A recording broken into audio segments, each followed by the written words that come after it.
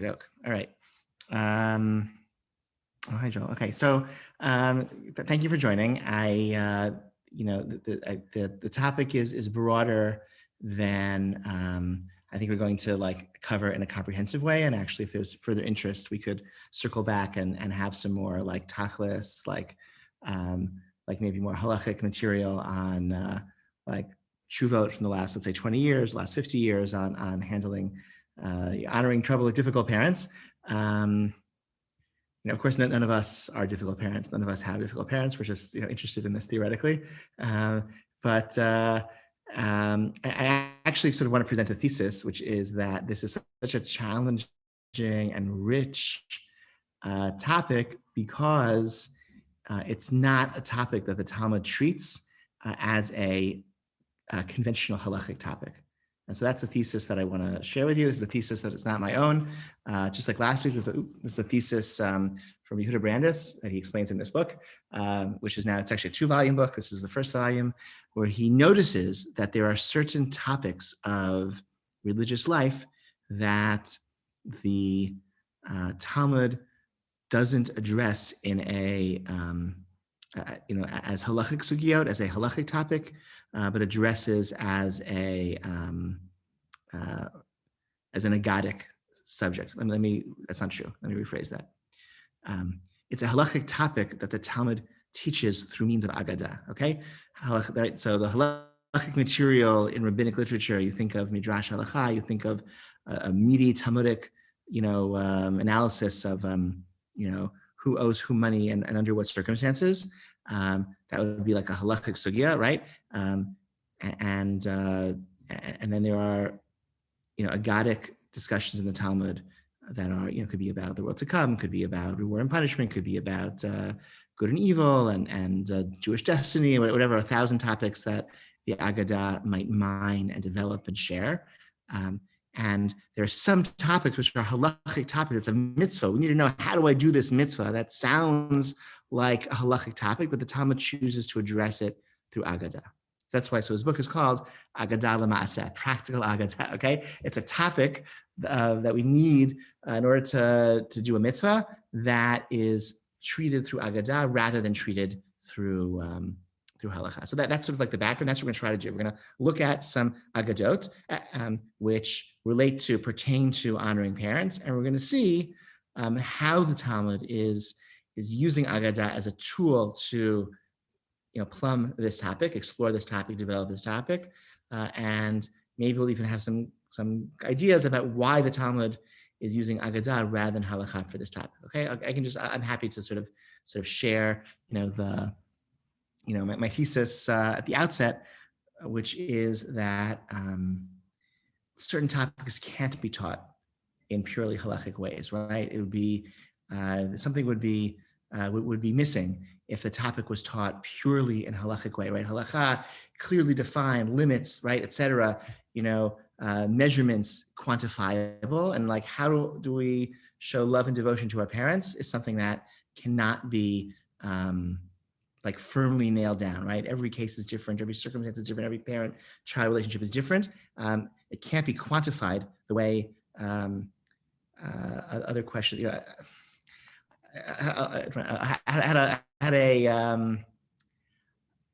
Somebody sent me an email today asking for some religious guidance about an issue that related to how one relates to one's family. Okay, I'll just be very vague. Okay, being intentionally vague, and it was like a very kind of fraught dilemma. And I read it, and I kind of shared some excerpts of the email with some colleagues, and I said, I know about spoons.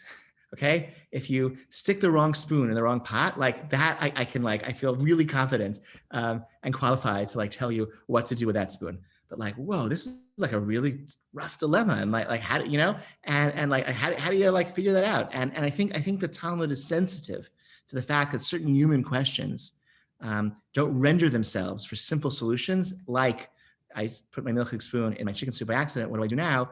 But how do I honor my parents when they're asking me to do X or Y? How do I, right? How do I honor my parents when my father and mother are have some dispute. Okay, so I think that's the that's I think is why the Talmud treats this. We're gonna it's enough. Enough introduction. Let's try let's look at some of the section. It's too that the passage in the Talmud which deals with the honoring parents is too big to cover in 45 minutes, but we'll look at some selections. I hope I selected the right piece. Maybe, again, we can return and you can return and it's a couple of pages in Masechet Kiddushin which you can with a chavruta or on your own dive into and explore. And we'll look at some selections and we'll try to see again how Aggadah is a genre that enables us to think about some questions that are we need to know what to do. We need practical guidance, but these are not topics that lend themselves to halachic adjudication. Like I put the wrong spoon in. Okay, let's just some basic basic background mitzvot of parent that we have to our parents. There are really two mitzvot that in the Torah that pertain to our parents. They are, what are the mitzvot we have to do to our parents? What does the Torah say? You can volunteer, you can type it, you can unmute yourself and say it. There's honoring. Good, to honor your parents. Good, that's one. Very good, thank you. It's even one of the 10 commandments, right? One of the Aseret HaDibrot. To honor your father and your mother. Very good. And what's the other one? There's being in awe of your parents. Good. Ish aviv imav tira'u, okay? Each person should revere his mother and his father, and you shall keep my Shabbat. Good. So those are two mitzvot. So these mitzvot themselves actually are also intention. Okay. Reverence for parents basically means obedience. That's when the Talmud defines reverence, it's about obedience to the parents, deference to the parents place in the home, to the parents' place in the family, to the parents' place in the world, okay? And obedience is part of that. Honoring parents is defined as caring for parents, meaning making sure their basic needs are met. And generally, there's a shift that occurs in the lifetime of the parent-child relationship where the dominant mitzvah switches from being one of reverence and obedience to being one of care, right? And as parent, right? And as parents, and I'd say, look, again, I just point out, you had a teacher who said, we often tell children, do a mitzvah, get me a cup of water, whatever. Do me a mitzvah, help me out in this way. So it's actually not precise, okay? Because children can't do mitzvah, right? Children before bar mitzvah are not doing mitzvah. They're learning how to do mitzvah, okay? So you tell a child, do me a mitzvah, get me some water. Really, you're saying, I'm training you, my young child, into how to do mitzvah that you'll be obligated to perform once you're older. But in general, when kids, so that's okay. So if you want to be a little precise, you can use that language with your children, okay, and give them a complex. When children are younger, the dominant ethos, again, when we are younger, our dominant ethos toward our parents is obedience and reverence. As parents age, then they need us to provide for them in greater ways, okay? And so the mitzvah that switches over to kibbud av v'em, which is, let's say, care for our parents, becomes the dominant mitzvah.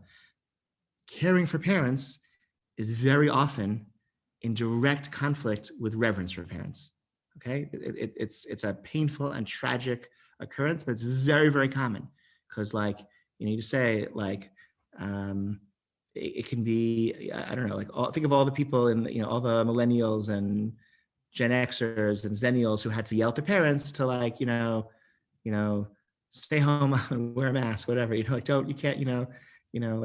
Whatever. Last spring, I had to tell my mother, the coronavirus is so wicked. It even goes into Zabars. You're not safe anywhere. Okay, you have to, you got to be really careful. Okay, so that's the kind of the care for our parents. Okay, as they age, it sometimes requires being a little bit chutzpahdik and telling them, giving them advice and telling them where to go and where, and then it can be much more extreme. If you commit someone to a nursing home or for medical care that they might not want, right? It can be a very, very severe violation of the normal rules of reverence to be disobedient in making sure that their basic needs are met. And that can be, if you've been in that situation, somebody who has, that can be extremely painful and a very, very hard thing to navigate. And at the same time as one is, as we're again, as the relationship matures with our parents, and we shift into that new role, or as our children's relationship with us matures, and they shift into that new role, right, where they're going to be more caring for us and a little bit less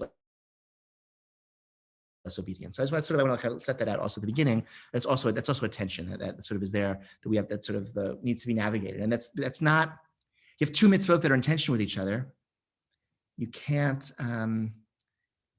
you're not going to find a law code that's going to resolve that kind of dilemma, right? So the study of Aggadah, hearing stories, examples of other people and what they did, and sort of, kind of delving into like religious philosophy and theology about parenthood, okay? That may give us the tools to make wise choices as we're navigating this dilemma of, what am I supposed to do right now? Am I supposed to be obedient, or am I supposed to take care of you? What am I supposed to do?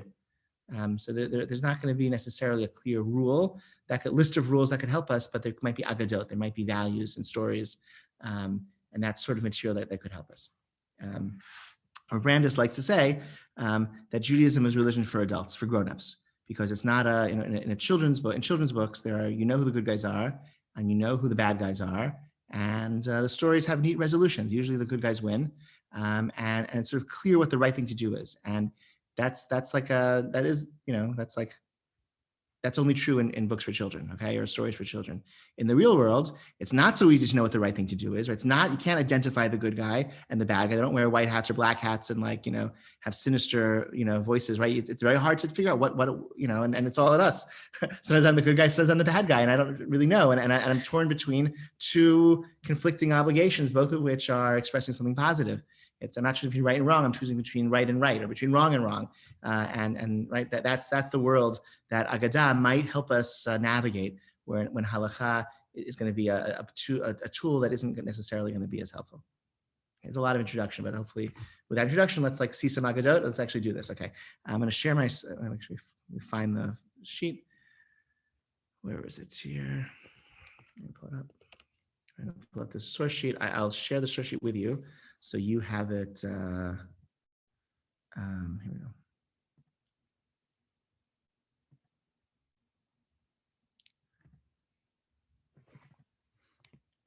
Okay, so now you will have. Okay, you have the link, and you're welcome to click on the link, and you can, all the things are live, and you can explore, to your heart's content. But I'll also share my screen if that's easier for some of you. I've spoken a lot. Actually, any questions? I've spoken for 15 minutes straight, it seems. Any questions or comments before we continue? Okay, so it's a relatively small group, so feel free to unmute yourself if you have a question or comment. If it gets out of hand, I'll change those rules. But for now, please feel free to unmute yourself if you have a question or comment. And you can also use the chat if you have a question or comment, and I will try to monitor the chat. And if my internet goes out, try to call me or something, or send, I think the question, oh, sorry. Yeah, please.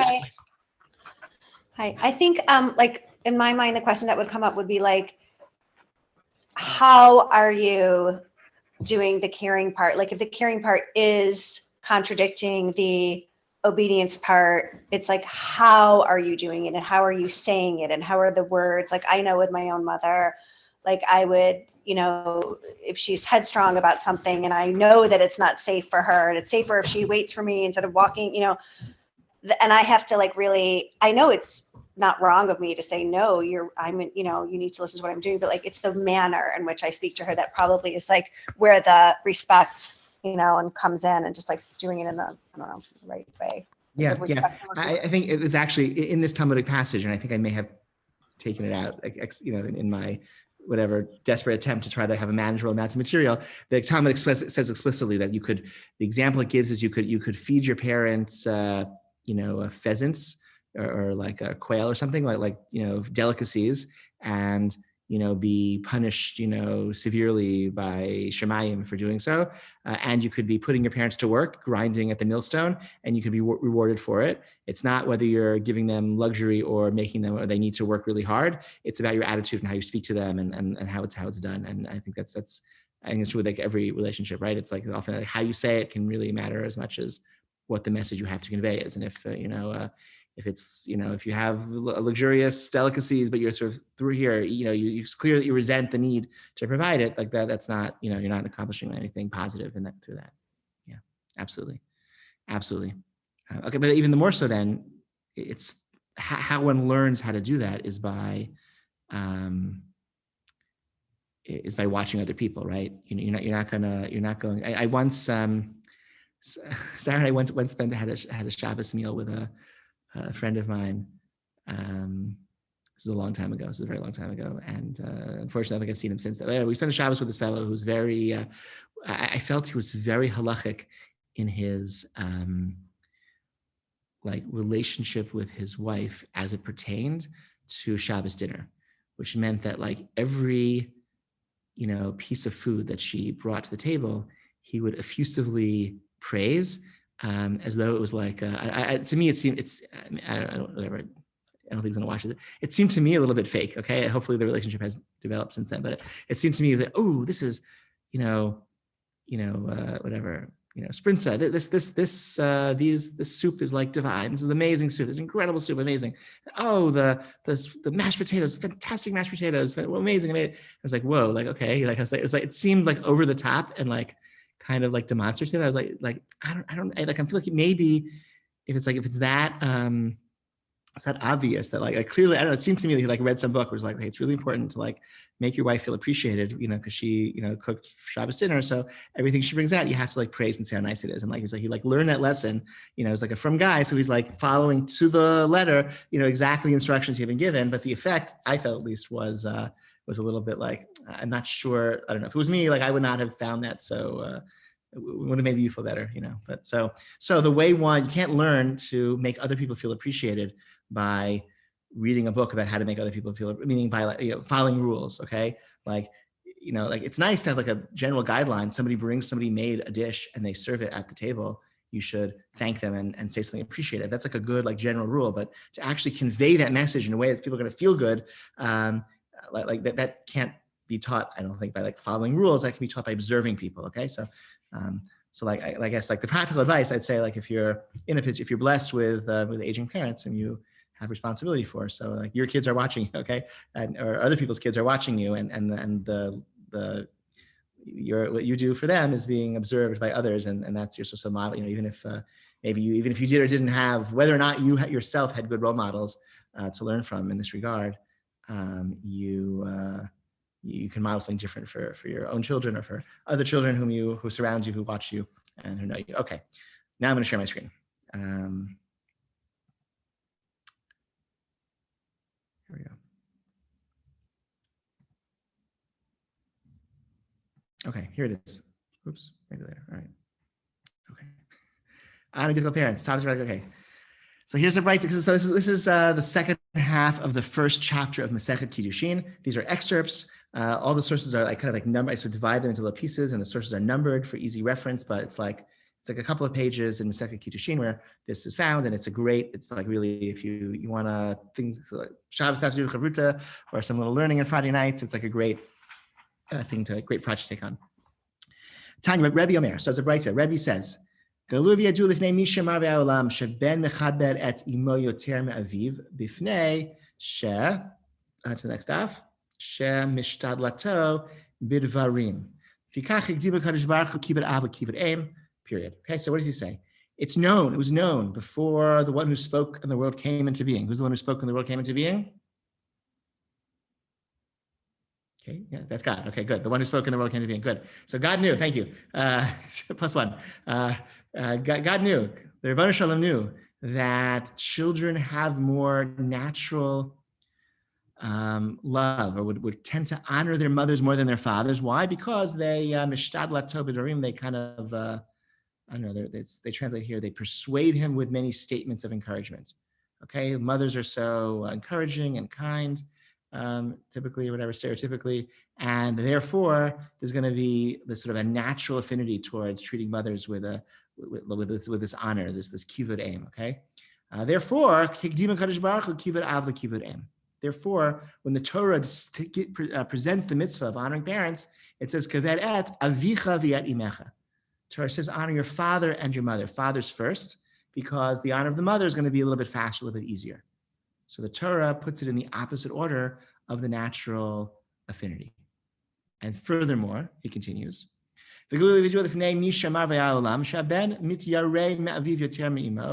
The son's going to be a little more intimidated or fearful even of his father than his mother.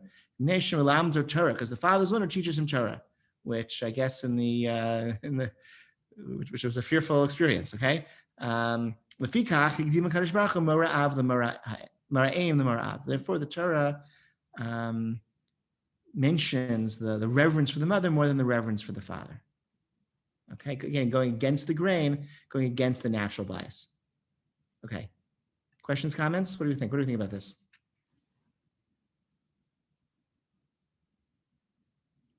It doesn't. Okay, you don't have to tell me if you like it or not, if you endorse it or not. Like, hey, I think I would say there's something.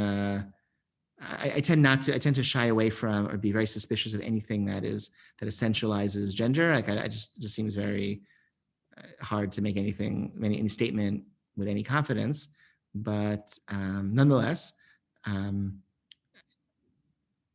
even with that caveat, I think there's a statement here that there's a message here that I think is that I find helpful. But I want to give you a chance to say something. Any observations or reactions? I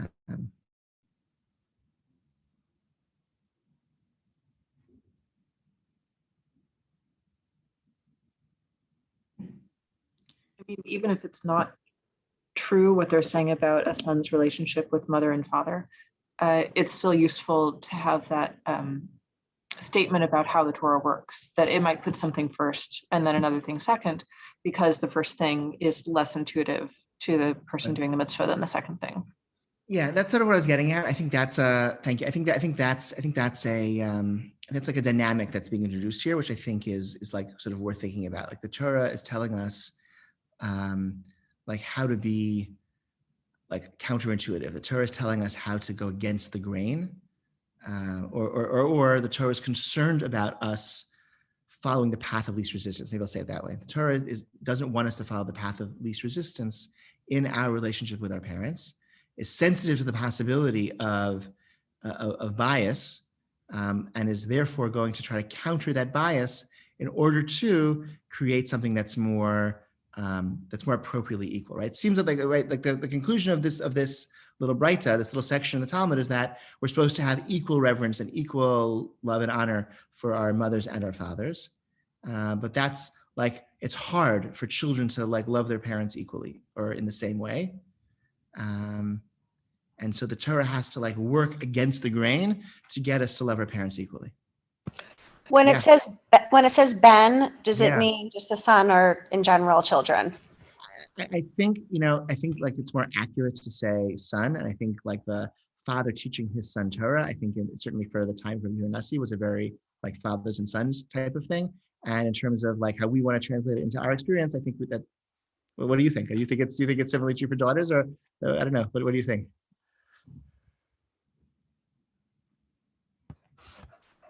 You're on the spot. You don't have to answer. I mean, I agree with you that it's not gender specific. I think people have very different experiences, even growing up in the same house. And I'm sure you see that you have a lot of children. And you have a bunch of boys who probably have different, experiences. And I know I had a different experience with my sister, and it wasn't like that. The two girls had the same experience, and the boy, my brother, had a different, so. But I was just wondering, like, what they were thinking when they said Ben. Were they thinking, okay, yeah, children, or is it really what they're talking about? Here, I think here in this particular bright, I think it means son. Daughters are discussed also in this same section, and daughters being torn between their own families and their parents' household is a theme also of this little section, which I took out some of those passages, but it's there also. So if that go back, it's there. And that's the opening discussion actually in this section is daughters, being torn between their family with their husbands, their nuclear family, and their home of origin. And that dilemma is like the opening. It's not in the source sheet, but that's the opening discussion of this sugya. So that's definitely there. I think every person is different. I agree. I also every relationship has its own trajectory. With 5 children, I feel like each of the permutations, it's like a 5 times 4 times 3. It's like there are like dozens of different permutations, combinations. 5 factorial. Yes, I think, is that right? Because the order doesn't matter, but it's no, you're right. It's right. So it's right because because there's Akiva's Okay. relationship with Hill, Akiva's relationship with Noam, Akiva's relationship with Sophie, Akiva's relationship with Yonatan, and then there's Akiva and Hillel's relationship together with Sophie, and their relationship with Noam, and their relationship with Yonatan, and then their right, et cetera. Right, so it's very complicated, and each of those groupings has its own dynamic and its own trajectory, its own highs and lows and tensions, and with us as well, right? So it's like very, very complicated. And I grew up in a much smaller household, so it's like totally like beyond my competence to handle it. But so it's complicated, it's complex, right? These are very complex relationships. The Torah is saying, don't fall into a groove, okay? Don't just do what comes naturally.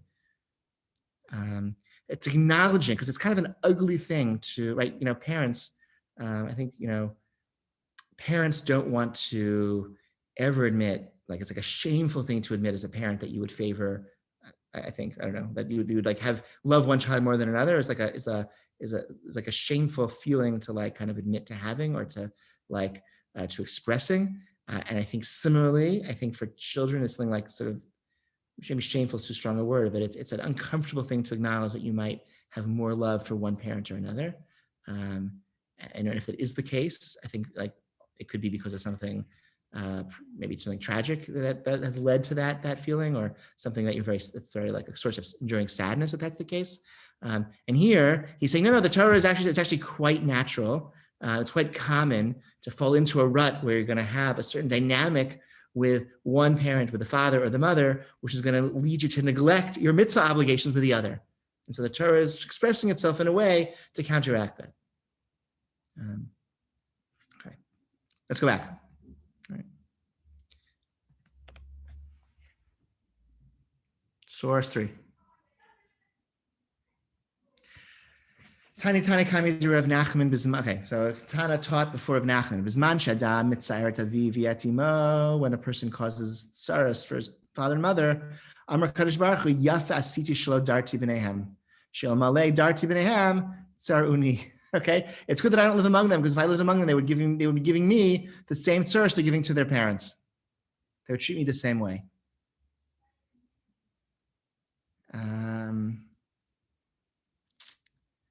then it says, Amar Rav Yitzchak Kol Over Avera B'Seter. Anybody who commits a sin in secret, Ki'ilu Dochek Raglei Shechina.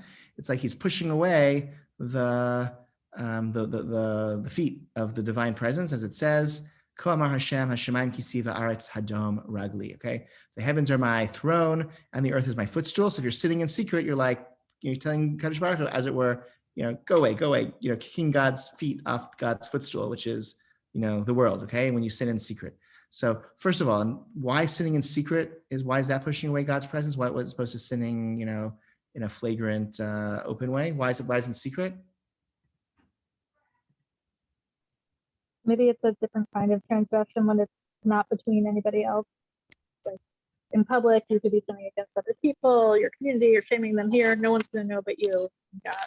Exactly. I think it's exactly right. Right? You sit in secret, like sitting in public is like a bit of a psychopath to sit in public, because you're saying like, I'm going to violate communal norms and people are going to think differently of me, and I don't care what anyone thinks about me. I'll risk punishment. Okay, that's like a bit of a psychopathic, but it's okay. Sitting in secret is acting as though Kadosh Baruch Hu doesn't see what we're doing, and so therefore it's like kind of a theological. You're saying I'm acting as though there's no God in the world, because God's not seeing what I'm doing, because I'm hiding from other people, but I'm not hiding, but I don't think it's necessary, to hide from God, or I'm not worried about the fact that it's impossible to hide from God, and so I'm sitting in secret. So that's pushing God's presence away, as it were. Okay. Now this is somehow compared to causing tsaros to your parents.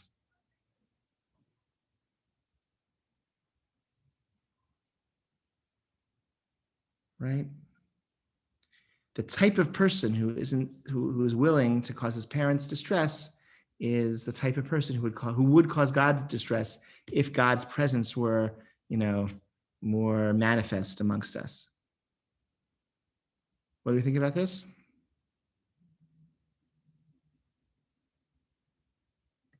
That makes no sense. If God's presence were there, maybe the person wouldn't have been acting out like that. We just drop what we were doing. We put aside all our disputes. We would just bask in the glow of the divine presence. Well, maybe not to that extent, but maybe he could have had somewhat of an influence. Maybe, you'd hope. Yeah. Yeah, it seems to work in the other direction, right? It seems that God's presence in the world, like God wants this world to be a footstool, right? And God's presence, God wants God's presence to dwell amongst human beings here on earth, and that like it's our behavior towards one another that makes that plausible or not, whether it makes it a habitable place. So the distress because our parents and see, causing distress to parents, that's not secret, right? Your parents know. It's like there's other people who know about it. So it's sort of interesting, right? It's the secret sin, which is like nobody knows, and I don't care that it's impossible to hide from God because like who cares about that, right? I'm going to sin in secret. That's comparable to I'm causing my parents sorrow. So I'm, I don't know, not whatever. I'm not putting my socks in the hamper, or whatever it is. Okay, which is like it's saying like I'm acting in a chutzpahdik way towards the people who brought me into the world. So like obviously, if like God's, like I don't have the appropriate recognition that God also was a partner in bringing me into the world and sustaining my life. And so if I can be casual towards my parents and cause them sorrow, I could do the same to God. I think it's a double slap in the face, because if you're sinning secretly, then it's between you and Hashem. But if you are, acting like a not nice person to your parents are the one who more directly brought you up. They taught you how to be a good person. So not only are you disgracing Hashem by not, honoring your father and mother and having that mitzvah, but you're also disgracing your parents, because what did they teach you? And it's just not nice. Mm-hmm. So it's a double whammy. Good. This is Sarah. My thought about that also is that I don't see being disrespectful or whatever to your parents as being out in the open, because yes, they know, but that doesn't mean the rest of the world does. Mm-hmm. And so if someone's already going to behave poorly towards their parents, I don't think they're thinking about that. Right. So I'm not sure I see that distinction. It's a very true point, actually. That it's actually very common, or all too common, that people could have one like public persona as being kind and nice and all sorts of great things, and then in secret or in the confines of their family, they're abusive or they're cruel or whatever it might be. It's unfortunately a very all too common dynamic that people can, in the privacy of the family, act in a very cruel way. So in that case, these two statements are much more closely linked. Thanks for sharing that. Okay, let's go on. Okay, because we're whatever. We're not going to finish everything. We'll see, but I want to see a bit more. This is source number 4. Again, these are just passages from the same big chunk of Talmud. Amar Rabbi Yeshua ben Levi. Okay. This is a bit of a tangent, but we'll just look at it anyway. Asur adam sheilech arba amot bekoma zekufa. Okay, the person shouldn't walk 4 cubits with like straight upright posture. Shnemar malo kol haaretz kvodo. The whole world is filled with God's glory. So how can you you should be humble and bowed your head, stooped head a little bit, because God is filling the whole world. So you're kind of walking upright, it's like you're pushing God away. So that sort of follows from the previous statement. Rav Huna, Berej Rav Yeshua, so Huna, the son of Rav Yeshua, lo maski arba amot meguli rosh. He wouldn't go 4 cubits with an uncovered head. Why not? Amar shchina l'malam rashi. God's presence is above my head. I can't walk. It would be arrogant to walk with an uncovered head. This is probably the origin of Jewish head covering customs, at least one of the important origins, one of the early sources that describe Jewish head covering customs. It seems not to have been a universal practice, but a particularly pious practice that Rav Huna took on, that he wouldn't go 4 cubits with an uncovered head. Okay, so this is all of that same. It's the honor to parents and avoiding sin in secret and making this world here a place for God to rest God's feet. Therefore, don't walk with such arrogance, and cover your head. Further signs of modesty and awareness of God's presence here as we're doing our business down on earth. Okay. Here's what I really wanted to. Okay, I want to spend some time on this one, and if we can do justice to this, or begin to do justice to this source, then we'll. Maybe we'll pause after that, but this is, I think, a very interesting little story here. Shal ben al-Manachat and Rabbi Eliezer, a certain son of a widow, said to Rabbi Eliezer, Abba omer hishkini mayim, ve'ima omeret hishkini mayim, ezem ehem kodem. Okay, my father says, bring me some water, and my mother says, bring me water. Which one of them should I do first? Okay. Just without thinking too much, what's the answer? Any thoughts? Or thoughts about the question? Thought about what the answer might be?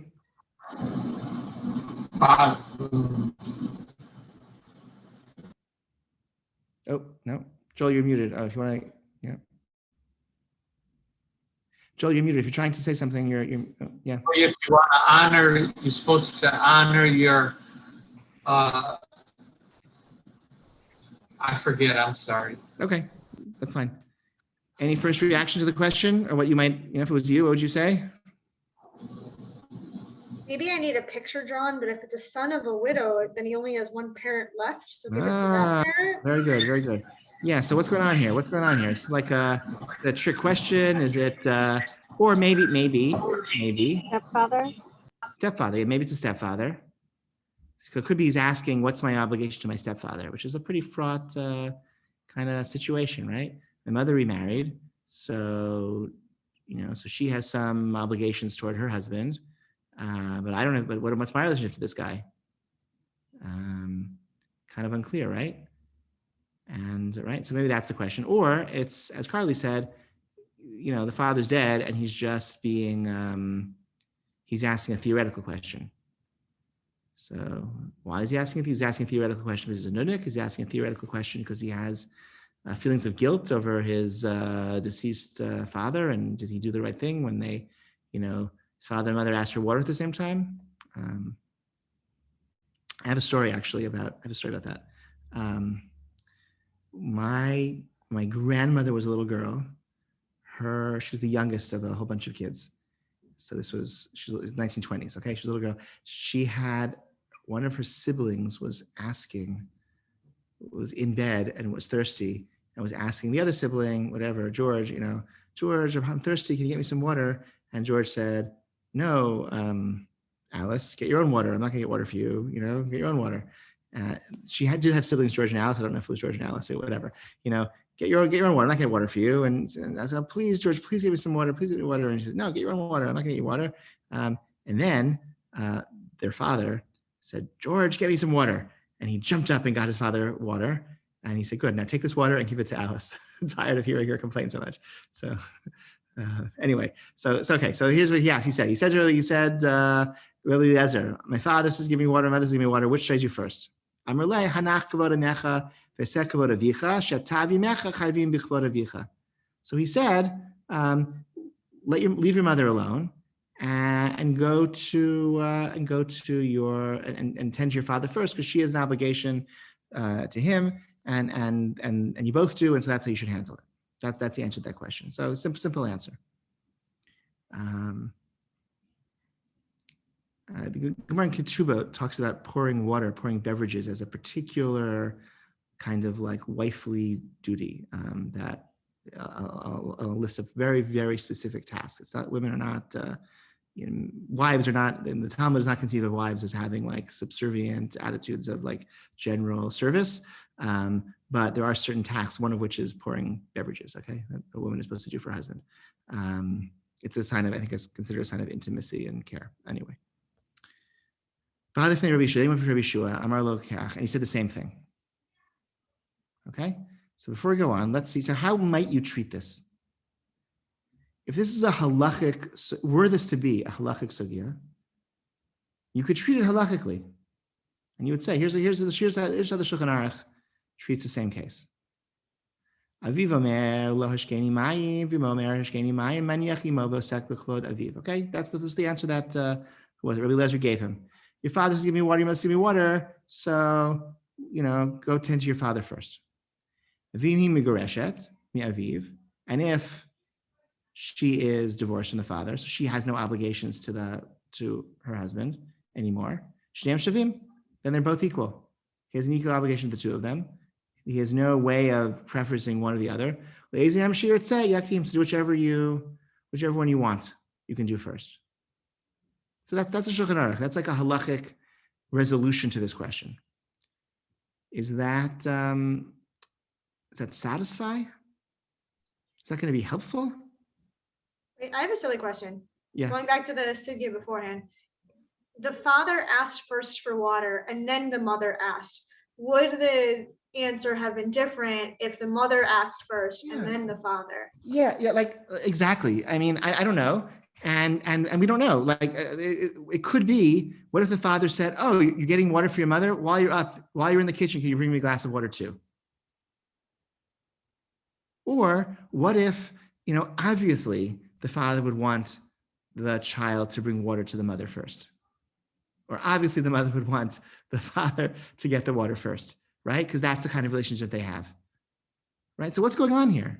I don't know, right? You don't really know. So again, that's sort of why they're like, yeah, if she's married, then she has a beverage responsibility towards her husband, and so the son should honor that and give the father the water first. But if she's divorced, then they have an equal obligation. He can do whatever he wants. But how do you know what to do? What's the right thing to do? How do you know what to do? And doesn't it matter how the request was made? Sometimes the father asked for water because the mother asked for water, and he wants to get the water first. That's a much more, right? That also happens, okay? That's like the most tragic of all, right? Where the parents then, especially in a case of divorce, it doesn't always end so well.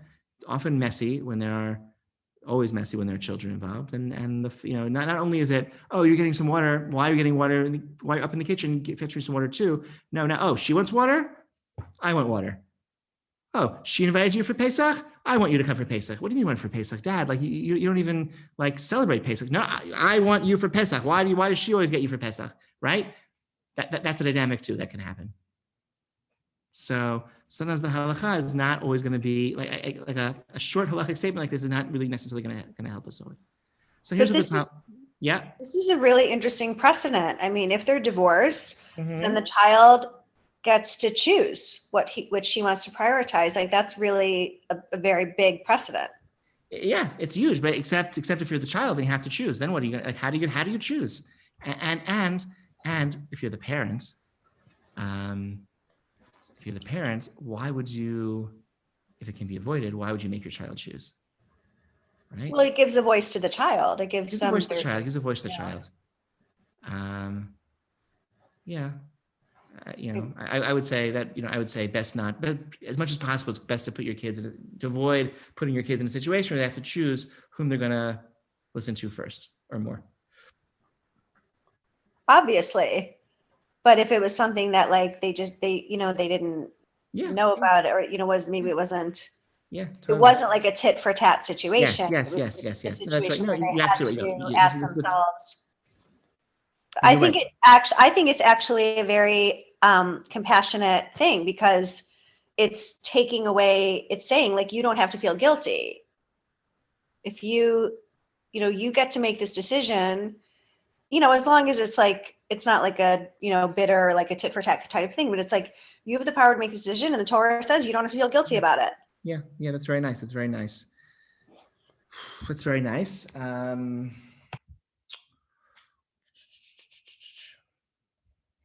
Well, let's see what happened. Amarla, Rabbi Nitkar Shah Mahu. Then he said, what if they're divorced? Now what do I do? So Amarle, Mivein Risei Einecha. Okay, from between your eyelashes, I can tell Sheben Amana Ata. I can tell that you're the child of a widow.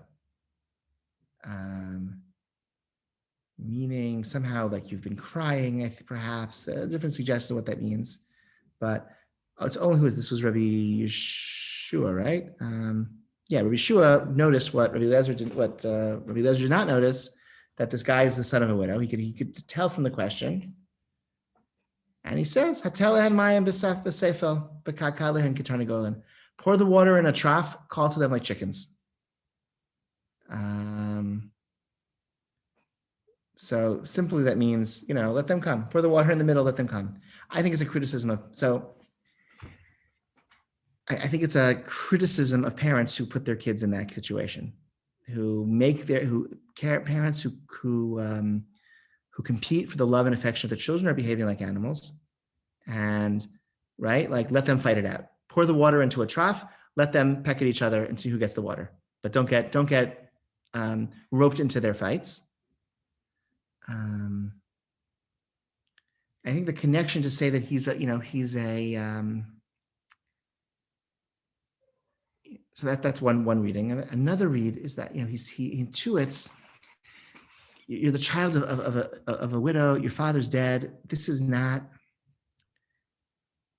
like, only if one of the parents are dead could they actually have this equal, it could actually be equal. Okay. It's in real life, nothing is ever equal and the same. One parent asked first, one parent needs it more. One parent is sitting in the sofa closer to the kitchen. Okay. The divorced parents, one of them you're living with, or living near, right? There's always going to be some, not all things are never equal.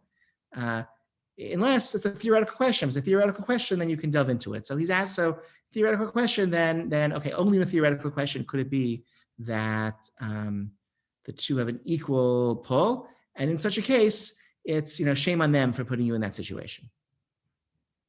All right, so parents shouldn't compete for the children's lives. Let's do Question about this? what? I'm sorry. Can I ask a quick question about this? Of course, yeah. Is the Talmud generally objecting to people asking theoretical questions? No, I don't think he's objecting to the question. Okay, he's not. Okay, it's not like a sharp response I don't to think somebody so. who. Okay. I think I see it as a sharp response to the parents. I don't think it's sharp. That's how I read it. Yeah. Thanks. Yeah. Okay, let's do one more quick story. It's a fun story. Okay. And it's a little bit late, but okay, just if you have to leave, you can leave, but I want to do this. The next part is a fun story. But it also illustrates the same point, okay? Same point, okay? They asked Rav Ula, how far? How far do you have to go? To what extent is this mitzvah? So look at this Gentile who lived in Ashkelon. His name was Dama ben Netina, famous, Gentile heroes of the Talmud, okay, short book, one of them, okay, Dama ben Netina. His name was Dama ben Netina, Shemo. Pamachat bikshu chachamim pragmatia b'shishim ribo schar. The chachamim came, they had some sort of a business to do with him. They wanted to buy something for him or sell something to him, okay, 60,000, whatever, profit, which is like a big profit. But the key to where the merchandise was kept was under his father's pillow, and his father was napping, and he didn't wake his father. He was willing to lose this like vast fortune, this incredibly lucrative business opportunity, rather than wake his father. So how is this similar to, or how's this saying?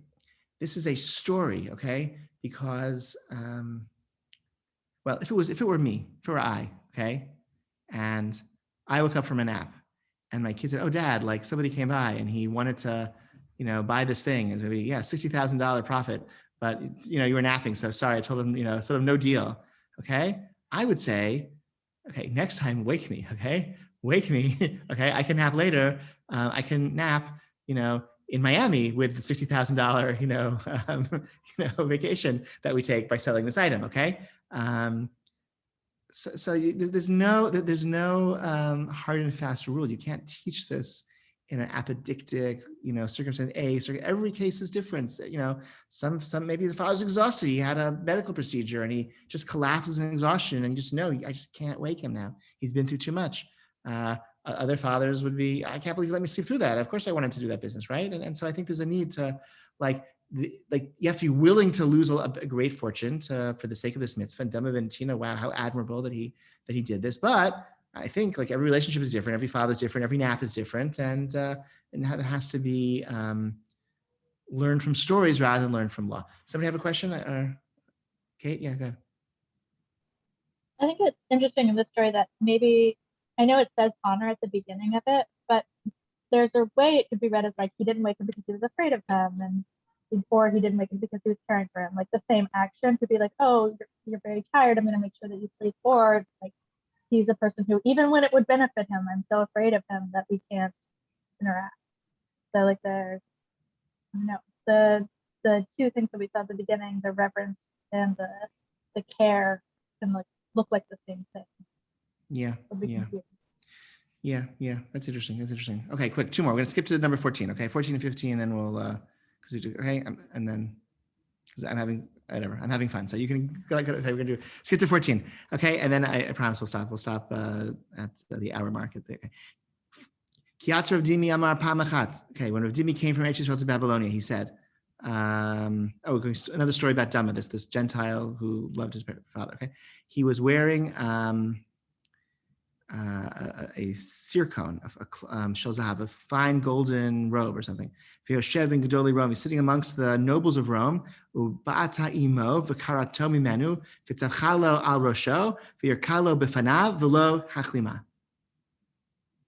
sitting there amongst the big shots of Rome, wearing his fine, expensive clothing. His mother comes, tears the clothes off him, smacks him on the head, spat in his face, and he didn't embarrass her.